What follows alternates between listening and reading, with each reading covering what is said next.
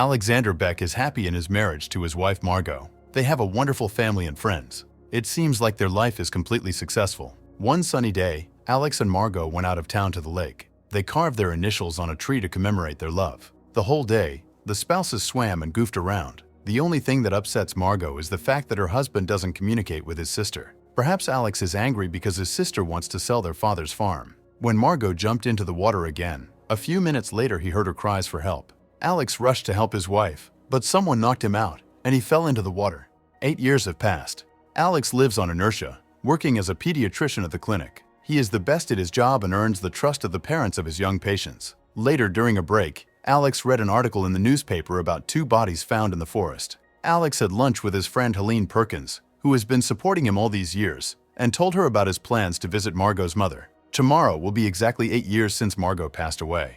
Helene believes that Alex should let go of the past and move on, but he's not ready for that yet. Bruno, whose son is now in emergency surgery, thanked Dr. Beck for his help and tried to give him money, but Alex refused. All he cares about is for Bruno's son to recover. On his work computer, Alex saw a new email sign with his and Margot's initials. The message contained some link. Barely holding himself together, Alex clicked on the link, but it couldn't be opened until a certain date. A nurse came in and told Dr. Beck that the police had called and asked him to call back urgently. As Margot wanted, Alex mended the relationship with his sister Anne.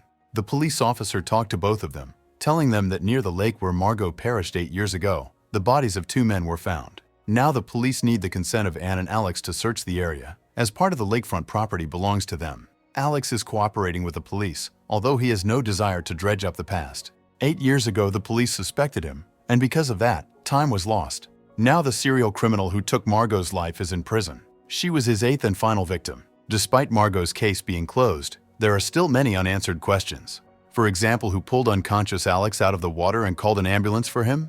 The police intend to find out. This is very difficult for Alex. Before bed he drank, still not recovering from the loss of his beloved wife. Alex remembered the day of the funeral and the wedding day. Even in his worst nightmare, he didn't imagine it would all end like this. He and Margot had known each other since childhood. The memories caused him intense pain.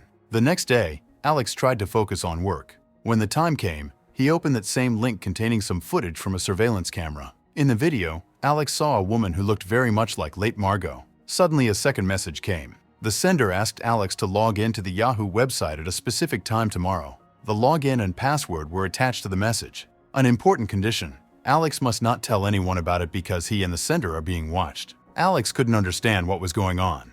After work, he drove far away from the city and went into the forest, feeling himself getting physically sick. Later, as promised, Alex visited Margot's mother, who asked if he was seeing anyone now. Alex replied that he wasn't seeing anyone seriously. Martine believes that Alex should move on. They all miss Margot, but life goes on. Margot's father Jacques Laurentin came in. Alex, who hadn't even seen the body at the funeral, asked him what Margot looked like that day and if she had any bruises. Jacques didn't want to talk about it, but involuntarily recalled that fateful day exactly 8 years ago.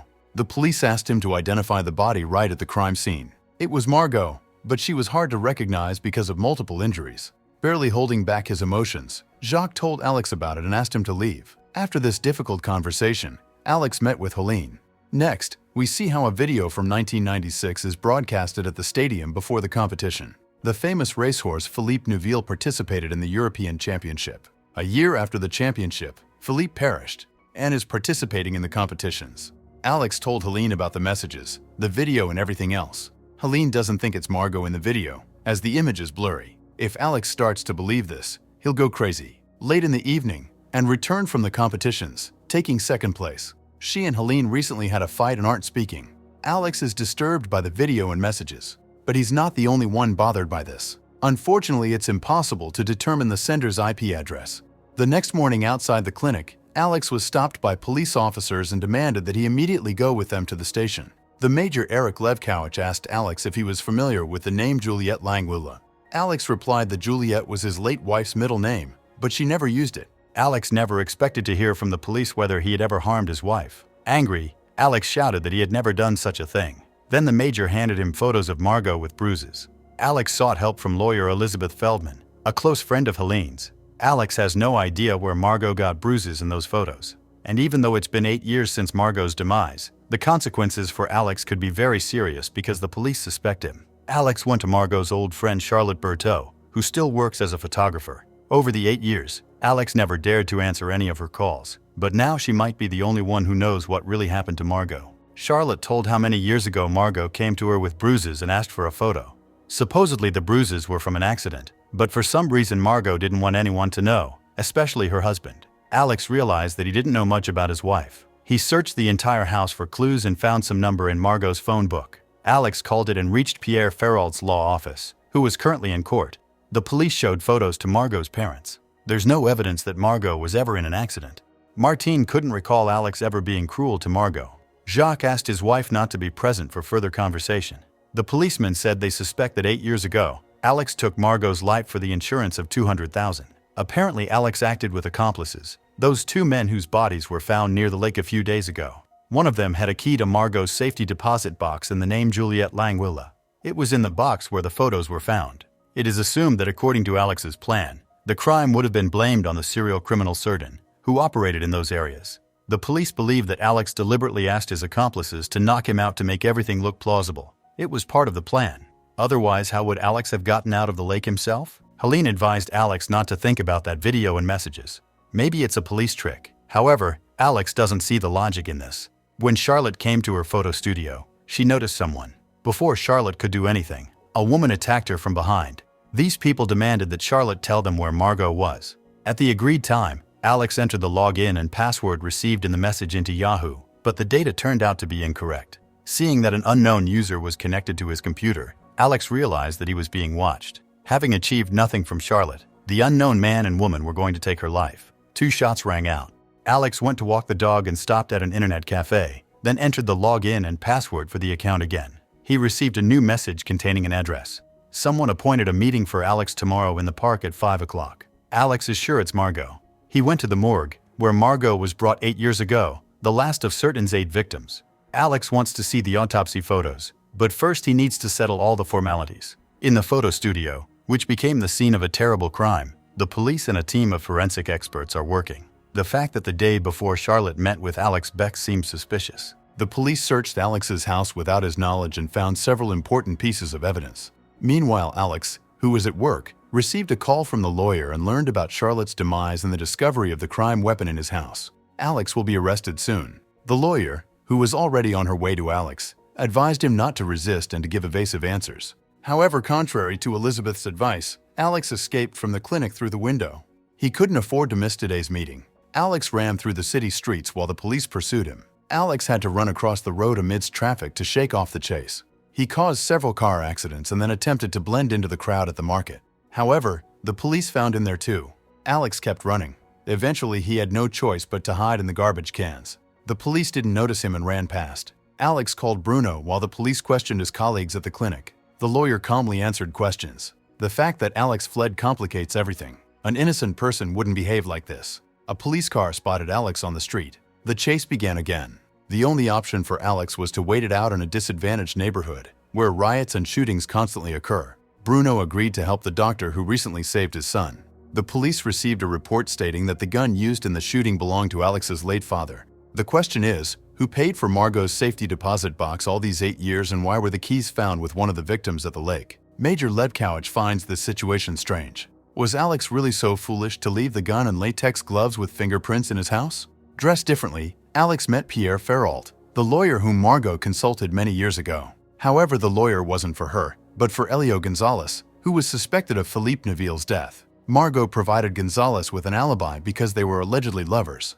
Alex's world turned upside down. He had always been faithful to his wife and never expected such betrayal. Bruno is ready to help Alex to the end, even though it's risky. Meanwhile, Alex goes to confront Elio Gonzalez and gets into a fight. Elio didn't hide the fact that he and Margot were lovers and that she helped him avoid prison. He also claimed that he didn't harm Philippe Neuville, he just couldn't prove it.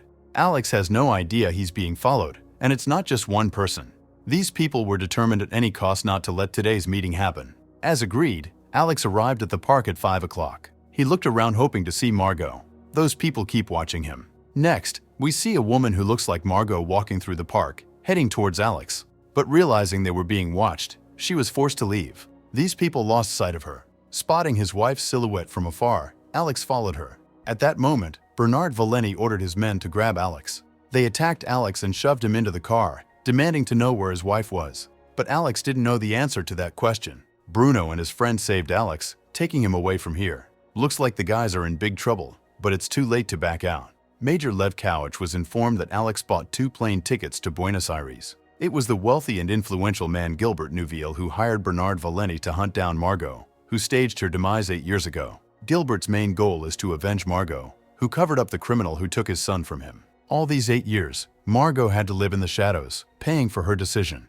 While waiting at the airport, she saw the news on TV about the demise of her friend Charlotte. Alex is the main suspect. The police officers have already arrived at the airport, intending to piece together all the fragments of the puzzle. Perhaps Alex's wife is indeed alive and has been living under someone else's name, Caroline Poirier? Margot managed to escape before the police interrupted the boarding of the plane. Alex is forced to hide with Bruno and his friends. He called his lawyer, Elizabeth, and said he had evidence of his innocence in what happened to Charlotte Berteau. Major Levkowicz approached Helene on the street and asked for her cooperation. The Major is the only policeman who doesn't believe in Alex's guilt. According to the Major, Alex was supposed to fly to Buenos Aires today with a woman named Caroline Poirier. However, Helene had never heard this name before. The strangest thing is that according to the autopsy reports, Margot was abusing substances. The photos disappeared from the report. Later, Anne, who was very worried about her brother, confessed to Helene that she took those photos and that it was Philippe Neuville who hit Margot, and doesn't know any other details. All this time, Anne kept silent only because she promised Margot to keep everything secret. However, Helene thinks that Anne kept silent because she was afraid of losing her job at the equestrian club. After receiving a call from Elizabeth, Helene sent her photos of Alex's dog at her request. This became Alex's main alibi. On the evening when Charlotte was attacked, many witnesses saw him walking his dog. The question is, how did the crime weapon end up in his apartment? Elizabeth threatened the police, saying she would accuse them of fabricating evidence if they didn't publicly announce that Alex was wanted not as a suspect, but as a witness, the last one to see the victim alive, and confessed everything to her brother. She kept silent for a long time, thinking it would be better for everyone. This helped Alex understand something. This time, when Alex told Helene that he recently saw Margot, she believed him. All charges against Alex were dropped. He also received a forensic report stating that Margot regularly abused substances. Moreover, the victim's height was taller than Margot's. The police believe that the photos were stolen by the person who previously requested the dossier, Margot's father. It was he who identified her at the crime scene. The police also asked Alex about his father's hunting rifle. Alex had no idea where the rifle was now, so it was a surprise for him to learn that the rifle was found in Margot's safety deposit box. The police managed to determine that the same rifle was the crime weapon when Philippe Neuville perished. Alex went to Margot's parents' house. Jacques began to threaten him with a gun. Alex demanded to know what the story was with Neuville and who was cremated 8 years ago. Ordering Alex to sit down, Jacques began to recount that 8 years ago, 2 months before the tragedy, a boy named Elio Gonzalez from Margot's charity association appeared at their doorstep. Elio told them that Philippe Neuville was doing terrible things to him. On the same day, while Alex was in another city, Margot called Philippe for a talk at their home. Angered, Philippe attacked her. At that moment, Jacques appeared at the doorstep and taking Alex's father's rifle, fired. He just wanted to protect his daughter. All this time, the police were eavesdropping on the conversation through the microphones installed on Alex. Jacques revealed that for the police, Elio Gonzalez was the perfect suspect, but Margot couldn't allow him to be imprisoned, so she provided him with an alibi. She took those photos with bruises just in case Gilbert Neuville suspected their family of something. However, it didn't help. 8 years ago at the lake, Margot was attacked by 2 bandits sent by Gilbert. Jacques, being a former policeman, was able to bribe him and then took his life. By the way, it was Jacques who pulled unconscious Alex out of the water. The only way to save Margot was to stage her demise. So, seeking help from former colleagues, Jacques managed to obtain the body of an unknown woman found not far from the bus station. Jacques arranged everything as if it was Margot, and the next morning took part in her identification. Of course, the police readily believed the grieving father. All these years, Margot had been hiding in Madrid, and now decided to return because she realized that the father lied to her about Alex's demise that night. It turns out both spouses believed each other to be deceased all these years. Jacques did it for his daughter's safety. 6 months before the incident, Francois, Alex's father who took care of the horses in the stable, witnessed Philippe doing something inappropriate to the orphan from Margot's association. After that, Francois immediately went to the police station and told Jacques everything, who was not going to take a statement, as he was friends with the Neuville family. But Philippe and Gilbert knew that sooner or later Francois would spill the beans. Jacques regrets being involved in many dirty deeds before. It's his fault that Alex's father is gone. Officially, he perished during a hunting trip, but in reality it was Gilbert who did it. Upon hearing the truth, Alex grabbed Jacques' gun but restrained himself. Police surrounded Jacques' house. Alex stepped out, and the next moment a shot rang out. Alex did what was required of him. He clearly wasn't ready for such truth. There was another horse racing competition, which of course Gilbert attended. The police arrested him right at the stadium. It turned out Jacques initially knew about the microphone on Alex, so he told his version of events. In reality, it was Margot who took Philippe's life. Jacques once again saved his daughter. After 8 years of separation, Alex finally reunited with his beloved wife at the tree where their initials were carved.